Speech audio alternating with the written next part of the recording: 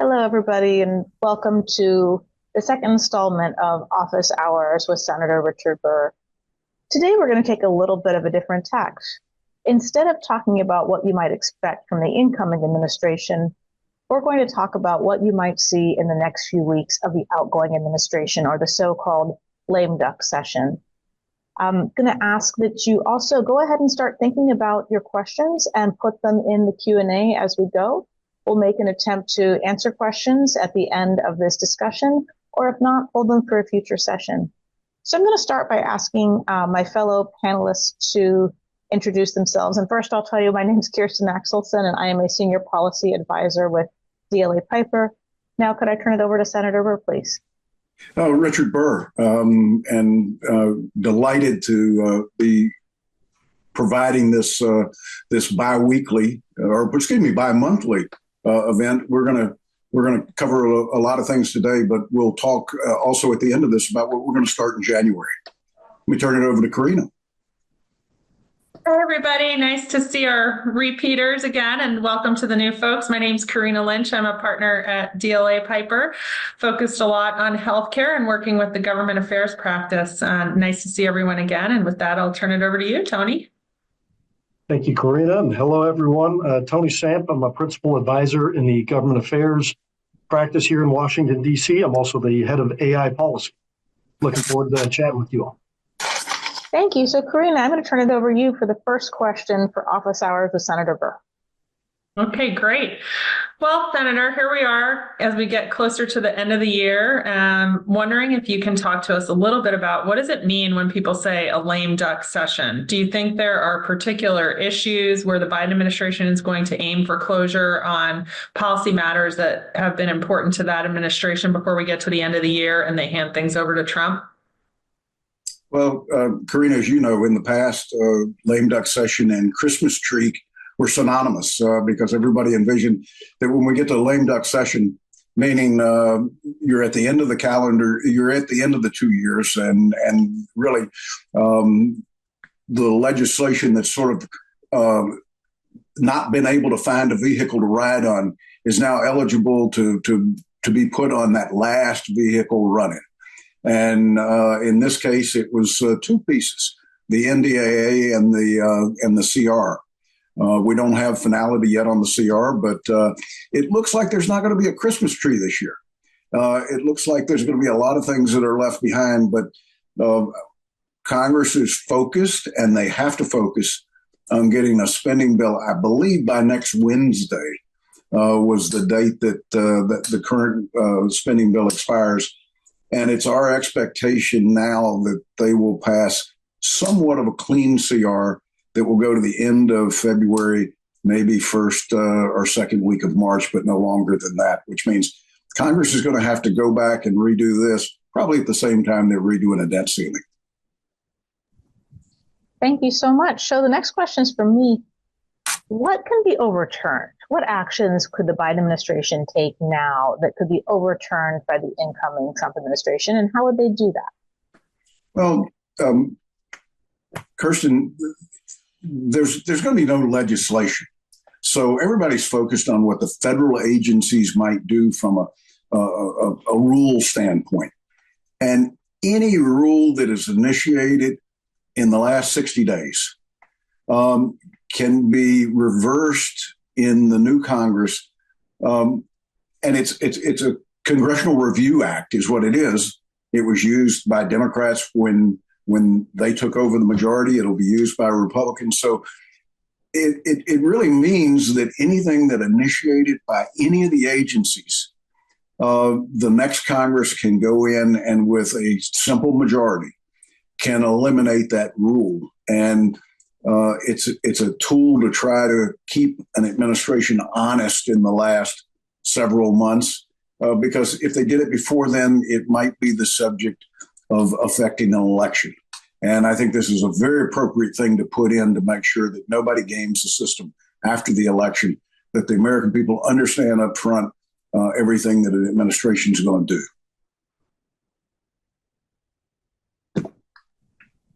Thank you, Karina. I think you have the next one. Sorry, Sorry, getting off mute.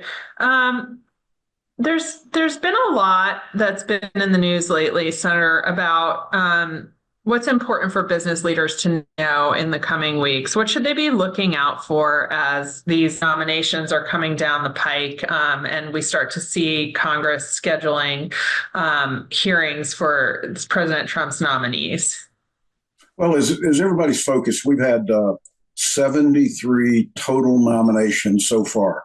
When we had this session 2 weeks ago, we were at 42. So in the last 2 weeks, the administration's added 31 nominations. They're well ahead of where they were in Trump 1.0. I think what's changed in the last 2 weeks, in addition to the number of nominees, is that the Trump transition team has signed an agreement with the Federal Bureau of Investigation to do background checks on their nominees. So any concerns that members of Congress had about having sufficient paperwork to be able to turn to as it related to both financial and clearance background checks, that's all going to be available to them. Now, having gone through this myself, I know that this can't be done overnight. So the Bureau is going to be hard pressed to get at least the cabinet level folks done as quickly as they can. Some of them won't be difficult because they've had clearance, they've served in Congress.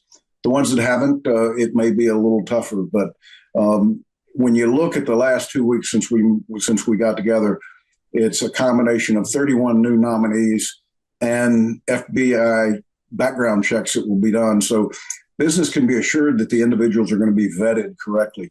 The other thing that's happened in the last 2 weeks is you've actually had the bicameral legislation for the National Defense Authorization Act that was released Saturday late morning.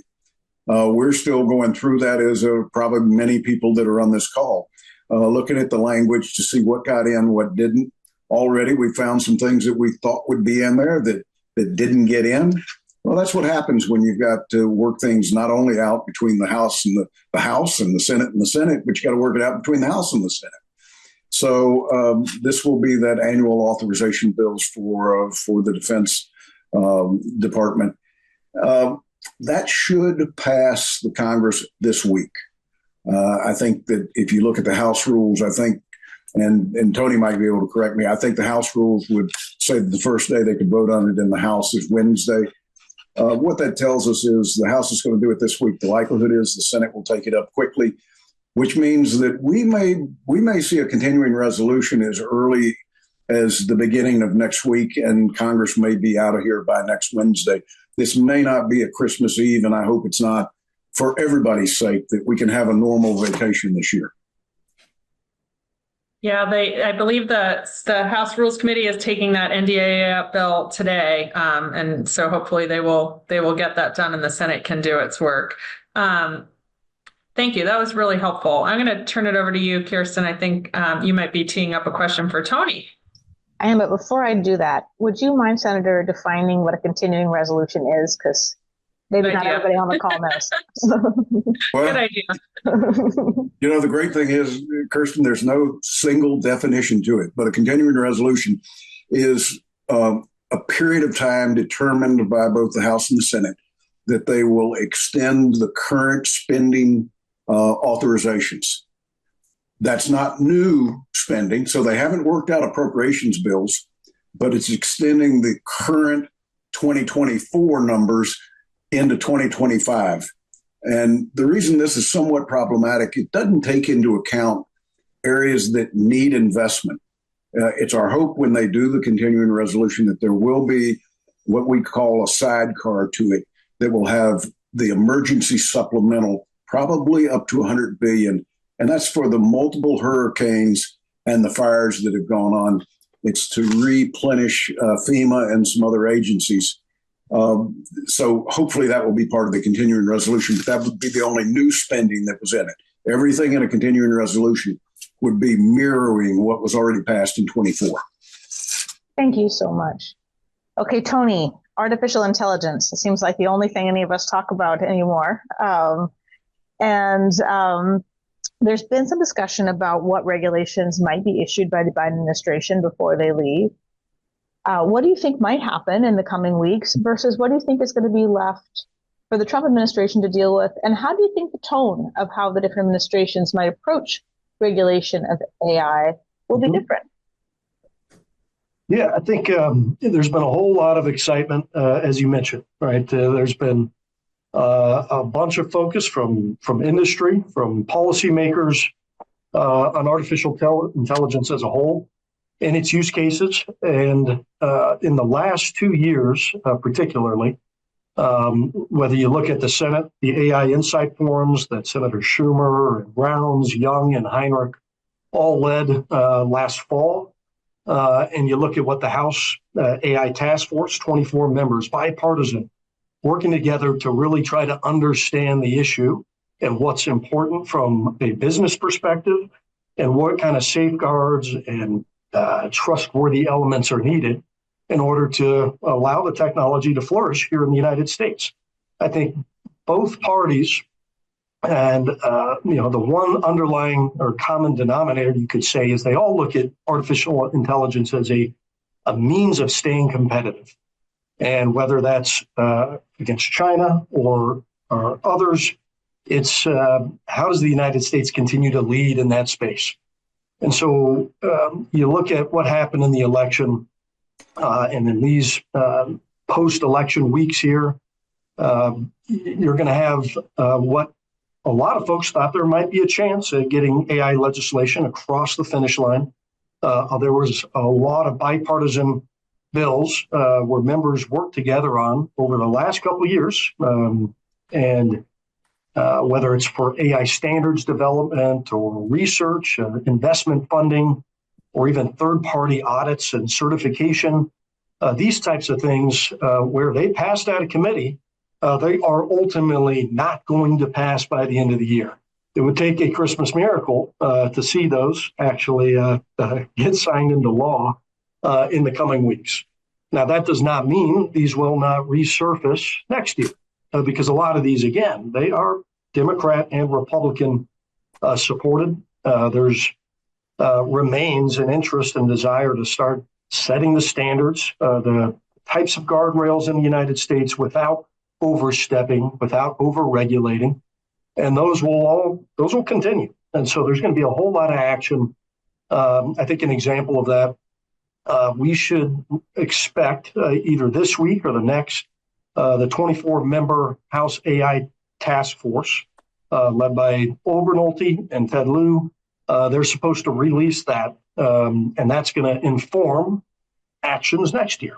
And that task force itself might continue. That's a question mark right now. So whether Speaker Johnson and the Minority Leader Jeffries for the Democrats decide to continue that's an open question. That'll be very interesting to see if that remains. And a lot of the action will be by the committees. That is how this traditionally works. One other thing I'd also flag, just over the weekend, or I guess in the last few days, an AI czar was announced by the incoming administration from President-elect Trump. So David Sachs, former co-founder of PayPal, venture capitalist, that has been a signal and a sign to many that, again, because President Trump, this is the second administration, he did prioritize artificial intelligence in the first one, and very likely to continue doing so. The appointment of this AI czar is another good example of that. I would flag that, despite the optics of how different a President Biden and a President Trump might be, they also both share that vision of being competitive and maintaining United States leadership in this issue area. So against that backdrop, you're going to see a lot of continuation of the types of policies. The one areas or a couple areas that Biden and the executive order got a little bit political. Some folks opposed elements of the executive order, but by and large, the executive order was more about getting organized by agency and leading a strategy without rules, without regulation. So we'll see. And as these nominees, as Senator Burr was saying, as they start to get confirmed, the types of policies, but a very pro-innovation crowd that'll be coming to Washington, D.C. And happy to talk about any of that more if you'd like. So, Tony, I've got a question if I can. Yep. So the European Union over 6 months ago passed a regulatory architecture for AI. And I think it's safe to say that what we saw was a diminished investment in AI, leading one to believe at least the capital markets looked at what Europe did and said they went way too far. How has that impacted what the U.S. is thinking about doing? And has that impacted the timing of when AI regulations are going to be adopted? It's a great question. I think the signal of that, if the money's drying up over there, venture capitalists here in the United States have really started to put a whole bunch of funding towards AI startups and ones that are working with the Department of Defense and intelligence communities. In years past, that has not happened to a great degree. There's been a lot of concern that the pace of acquisition, the speed of development by the Pentagon embracing these types of companies that had not existed, that is all changing. We're seeing all kinds of disruptors. Artificial intelligence itself is a disruptor. And that law over there has kind of indicated for policymakers here in the United States, do not overreact, don't go overboard. We saw that in California as well, opposition to one of the state bills that eventually Governor Newsom did not sign into law, but that was elements of the European EU AI Act that you're referring to. So I would say it does make an impact, and people are watching. And Tony, since AI is important, I think, to most that might be on this call, can you just briefly describe, you probably have more AI clients than anybody in Washington. What typically do you do representing those clients on their behalf? Right. So one of the things, as you know well, Senator, that we like to describe to folks it's kind of an intelligence gathering operation. It's being mindful of what's happening, not just in Congress, but in the executive branch and the direction that agencies are going, and being able to be part of the process. It's not just about being aware of what's happening, but it's also about being involved, being engaged, knowing who to approach, knowing when to approach them. And a lot of times it can be advantageous to a business, a company, a university to play a role, to go up and meet the champions that might agree or want to support the types of things that they're working on. Otherwise, they're simply not aware of it. You got to have a voice that's able to communicate to the right folks at the right time. And I think we've seen that, as you know, and our team knows, there have not been a shortage of those opportunities. I don't think that's going to change. The AI task force, the members that are on it, the members that were part of the Senate AI Gang of Four, among others, they're not going anywhere. The interest in AI is going to continue and remain very strong. So it's about finding those opportunities, and that's in a nutshell what we do.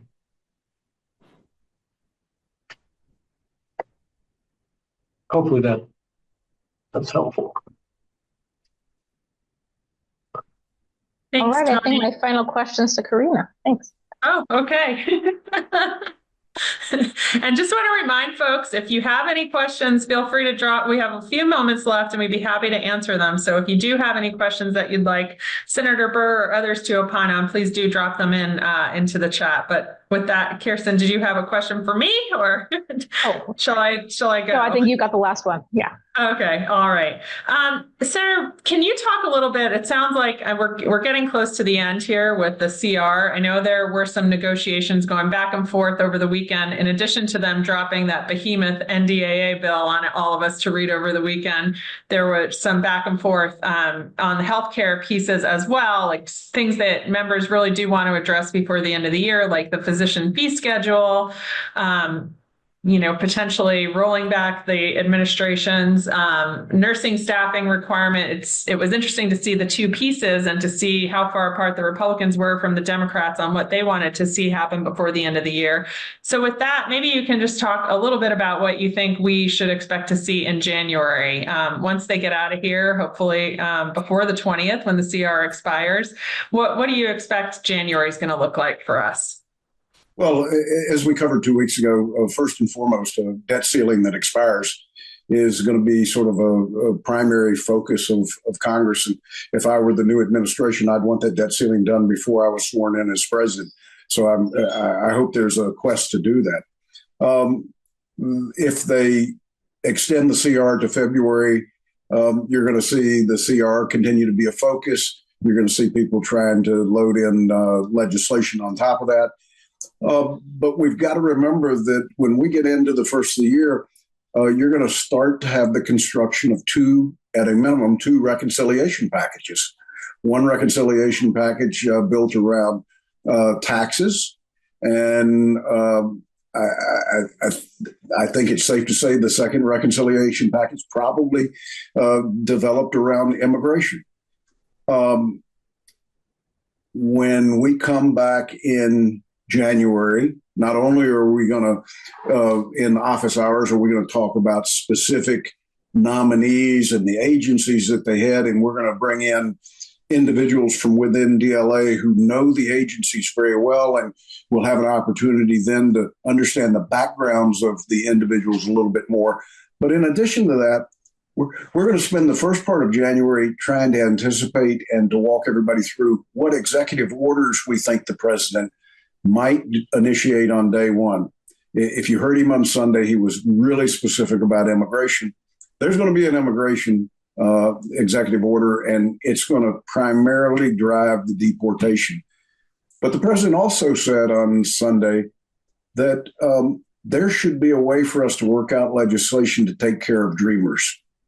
But Democrats are going to have to engage with Republicans to come up with an avenue of that, but he's willing to put that in his executive order and then let Congress codify that into law. So he's willing to initiate it right at the beginning.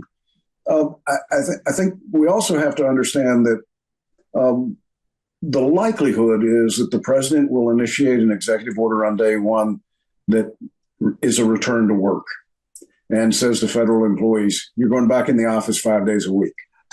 Well, that's going to be a shock to a lot of agencies. There probably will be some talent loss, but it may enable Elon Musk and Vivek to reach their goal of reduction of the federal workforce just through the individuals that choose not to come back. I'd rather wait to hear it come out of his mouth before I predict that that's what he's going to do. But I feel very strongly that that's going to be one of their first initiatives. And let's just say that then we've got to see what the private sector response is to that, because I think many in the tech world have tried to return to work. Many have ordered it. It's going to be a dislocation for a lot of folks. It's going to take some getting used to. But the reality is that I think as we look at economic growth, we've got to have every American as productive as we can. We also have to have an immigration workforce that's willing to help with the growth. So that's why those two components are absolutely crucial. And I see in their world, I see how they tie the two of them together. So January, when we come back in January, we're going to get into specific nominees. We're going to get into executive orders. We're going to talk, hopefully, in depth about what the timing of a debt ceiling might be.